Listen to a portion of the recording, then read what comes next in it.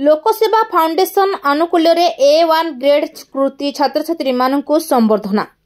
लोकसेवा फाउंडेशन अध्यक्ष हिमांशु महंती तत्वावधान में श्री श्री लक्ष्मी नृसिंह मंदिर प्रांगण में पूर्व कच्छ मध्य कच्छ पंचायत अनुष्ठित होता।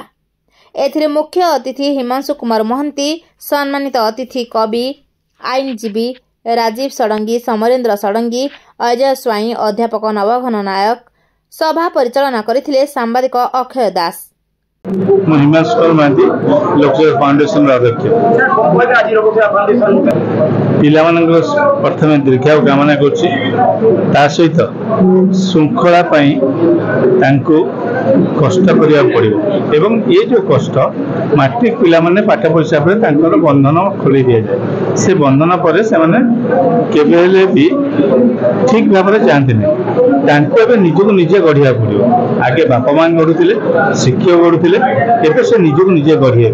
मोर वार्ता होची से माने श्रृंखला रही आग को भल काम कले सालेपुर विकास हेबो एवं टांगी सालेपुर विकास सहित पिलामानंकर विकास मो ना ज्योतिप्रकाश राउतराय। मु सरस्वती शिशु विद्या मंदिर सालेपुर अध्ययन करुच्ची। मत भल लगे 548 नंबर रखी। मत आशा था अधिक रखापी जाऊ लोकसेवा फाउंडेशन तरफ ये जो आयोजन कर मत बहुत भल लगे। श्री मो बापा माँ को प्रथम नाम प्रथम गुरु ही सी, द्वितीयतः मोर स्कूल गुरुजी गुरुमा को, एवं तृतीय आमर ट्यूशन मुझे पढ़ुली हार्डवर्क इज की टू सक्सेस, यही मोर मूल मंत्र। मो नाम साई सुंदर साहू। मु कन्हैपुर जीपीडी हाई स्कूल छात्री अटे। लोकसेवा फाउंडेशन तरफ हिमांशु भाई जो फंक्शन टी आयोजन करते बहुत बहुत धन्यवाद ज्ञापन करुचु। आम एरिया कहूँ कि सेमती जपरी लोक मान सेवा करें ठीक बड़ हेले गोटे भल मनीष हेबू एवं परी लोक मान सेवा करूँ, निज माटी करूँ तथा निज समाज देश ना करके आणबू।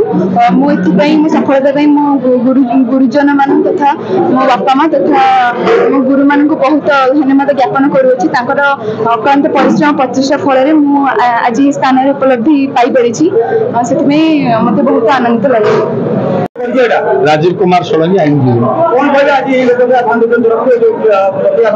फाउंडेशन पक्ष मैट्रिक जो मैंने सफलता हासिल करते टांगी और सालेपुर 15 जन को आज से समर्पित करागला। लक्ष्मी नृसिंह मंदिर समर्पित करागला।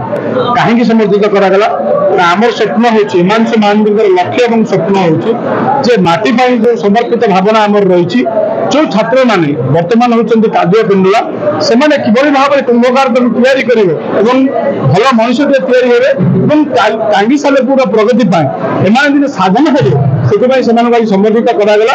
संकल्प वार्ता दिगला तुम भल मनुष्य हुए एवं माटी को भल करने प्रचेषा कर। जीवन समस्त जहाँ को पचार किए मुझे डाक्तर हेबी, किए मुझे इंजीनियर हेबी, किए मुझे वकिल हेबी, किए नेता हेबी, से संकल्प नुहे। संकल्प हो गोटे भल मनुष्य हवा, गोटे दुखी दरिद्र मनुष्य पाखे ठिया हवा, गोटे भल कम करवा माटी संकल्पित हवा। मधुबाबू जीवन में कौन कर संकल्प देखी ना कि मधुबाबू सारा ओडिशा को तैयारी करने जो संकल्प कले आज लोक मन रखिंट। तेनाली मधुबाबू पढ़ी आउ केत मधुबाबू माटी तैयारी हे से लोकसेवा फाउंडेशन हिमांशु महंती स्वप्न एवं संकल्प। एथिरे 15 जन छात्र छात्री को मानपत्र दे संबर्धित कर सालेपुर महेश्वर बेहरा रिपोर्ट द्युति चांद टीवी।